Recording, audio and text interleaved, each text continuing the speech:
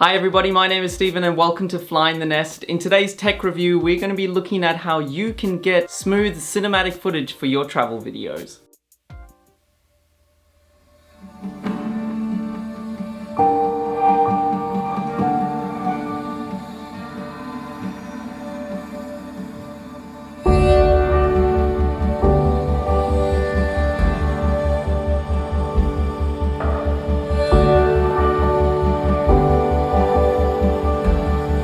So the big question that everybody asks when creating travel content is, how do I get my content to look better? How can I make more cinematic travel videos? Let me just quickly stop those questions, because the first thing I say to everyone that is using buying more equipment as an excuse from stopping them from creating content, I say no, get out there, create content, review it, and then improve it. And then once you're consistently making content, then look at improving your gear. But if you're consistently making content and you're wanting to improve it, there are numerous ways to get more cinematic footage. Of course, the first thing and the easiest thing is to make sure you have movement in your shots and to ensure that those moving shots are nice and smooth. Even with arguably one of the best mirrorless cameras on the market at the moment for getting smooth footage, the Sony a7S II, which has inbuilt image stabilization, you're still not going to get professional A-grade footage straight out of the camera.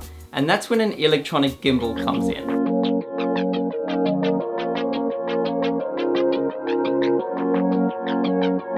So in my last 12-day trip to Europe, I decided to pick up an electronic gimbal. Now this is the first time I've decided to pick one up because I've been waiting for the gimbal tech to improve in both battery life, convenience, and weight. And I think 2017 was the perfect year for improving all of those three things. Of course, there is always a payoff when it comes to photography and videography, especially when you are traveling. I would love to travel with the world's best and heaviest camera around the world, getting insane shots, but of course, realistically, you're not going to be walking around with a heavy camera on your back and trying to enjoy your holiday while trying to get shot. That's the reason why I travel with the Mavic Pro drone instead of a Phantom 4. Yes, the Phantom 4 can get better footage, but the Mavic Pro, I can literally chuck it in a backpack with this stabilizer. So there is always a payoff when it comes to quality. So I put this device to the test over our 12-day trip to Europe, but I did do an unboxing in a very dimly lit room. I'm so sorry, but I'm going to cut to that footage so you can see what you get in the package if you decide to pick this up. I decided to pick up the Feiyu Tech,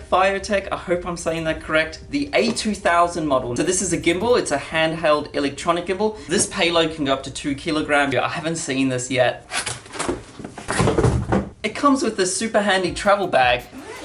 Ta-da! This is the actual handheld gimbal. It does have a joystick right here as well as your power buttons, so you can control the movement of the camera, which of course I'll be focusing on in the review. Of course, I decided to get the premium version. This comes with the dual handle grip. So of course, this is going to take your stabilizer to the next level because you're going to have more possibility to keep smooth footage. Next up, you have the actual gimbal itself. So that's this bit here. Just here is not too heavy. So when you're traveling, that's actually quite compact to just take this around. It's not a lot. A lot of people thinking with gimbals that it's going to take up a lot of space, but looking at that, it's not even heavy. It doesn't even take up a lot of space. Quick release plate. They've included a nice handy battery recharger here. It has a little tripod for you. Such an insignificant piece of equipment, but to be honest, super significant, because just say you're using the gimbal and you want to get a time lapse, so you want to put down to get a shot, rather than taking off and putting it onto a tripod, you can just attach this little thing right here and you're good to go. But that is the set.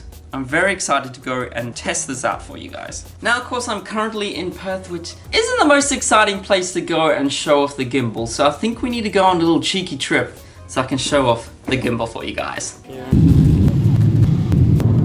Alright, we just set up the gimbal, as you can see here, and we've come to a much cooler location. Welcome to Ljubljana in Slovenia. I'm going to take you for a little bit of a tour on how to use this gimbal. Make that money, throw it in, booty bouncing, go ahead. Rolls Royce, Lamborghini, Blue Medina, always beaming, rag top, chrome pipe, blue light, out of sight, long weed, sold in, say it again, sold in, make that money, throw it in, booty bouncing, go ahead. Rolls Royce, Lamborghini, Blue Medina, always beaming, rag top, chrome pipes, blue lights, out of sight, long weed, sold in, say it again, sold in, make that money, throw it in, booty bouncing, go ahead. Rolls Royce, Lamborghini, Blue Medina, always beaming, rag top, chrome pipes, blue lights, out of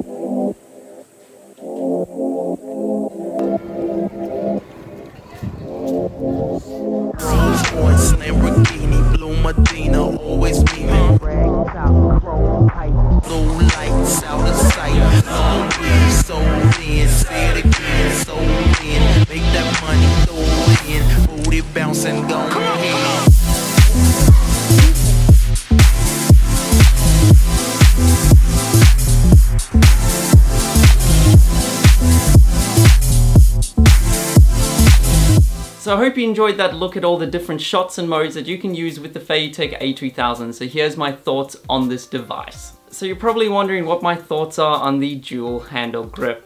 I didn't use it. And that's all you probably need to know about that additional add-on. When I was traveling on this 12-day trip, it was very fast-paced. We were doing a lot of things, visiting 4 countries in 12 days, so I just didn't have the time to properly set it up and experience it. Honestly, it's a fantastic device, but I just can't see me using it in the future because it's gonna take up a lot more space in my luggage, and also it's an additional step when setting it up. But if you're using it for any other thing, I would highly recommend you pick up the dual handle grip because you are going to get better cinematic shots with it, but it's just not fitting into my style of shooting at the moment. So before I discuss the quality of the device, I want to chat about my first of 3 points. One, is it convenient to take around with me? It is actually super convenient. As you have a look here, here's the device with the camera on it, and it's 2 pieces. You can just undo the grip just here, and voila, it is into 2 pieces. This device just here also folds up when it's not on the camera, and this can easily go into the same backpack that my Mavic Pro is stored in, so I'm able to take 2 devices around with me to get the shots that I require. So my second point is weight. This device comes under 1 kilogram, so it's not too heavy to take around with you, and when I'm holding it with the camera walking around,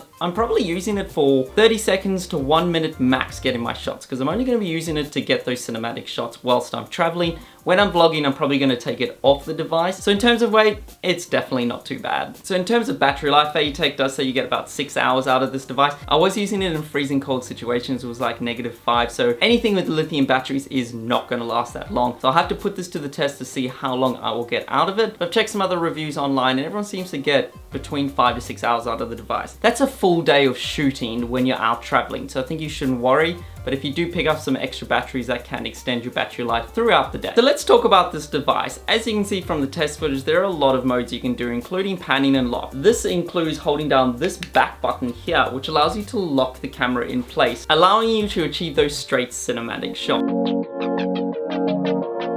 Also, I found this neat little mode on this device, especially for vloggers who decide to talk to the camera. So just say you're filming the environment, you're getting some cinematic shots, and you want to start describing to the camera what you are seeing. You can triple tap the function button, and it will flip around and you can start talking to the camera. I really enjoy that addition because it saves you a lot of time when you're out there and traveling. You don't need to adjust the device to start talking to it. It really adapts to the user, which I love. And speaking of convenience, even though the joystick is handy, sometimes you just really want to just put the device into the shot that you want to use. And you can do that. Just say you want to film some buildings, you can just adjust the device, hold it for a few seconds, and it will lock into place. And then you can just start getting your shots. I really like that addition and it certainly helped when I was out on the streets in Slovenia and I wanted to get some different angles for my vlog. So once you've done pointing up and you want the shot to go back to normal, you can just go and move it and then hold it and then it'll stay into position. Now this is the first gimbal that I've ever had, so I can't really compare it to its competitors, but in terms of a gimbal itself, I'm loving it. I'm very happy with the shots that I've been getting. It's definitely going to be added to my packing list for future upcoming trips. I'm just loving the additional smooth cinematic shots that I can add to my vlogs.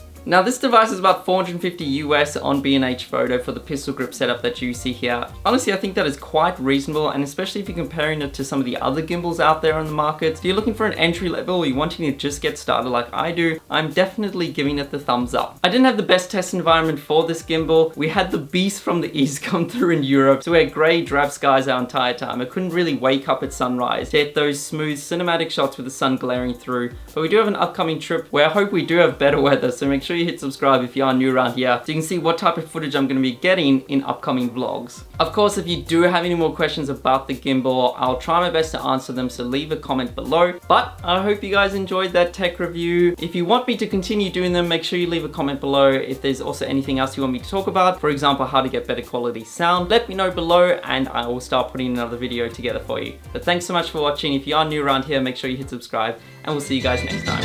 Bye. A little box is on the hillside. A little box is made ticky tacky. Little box is on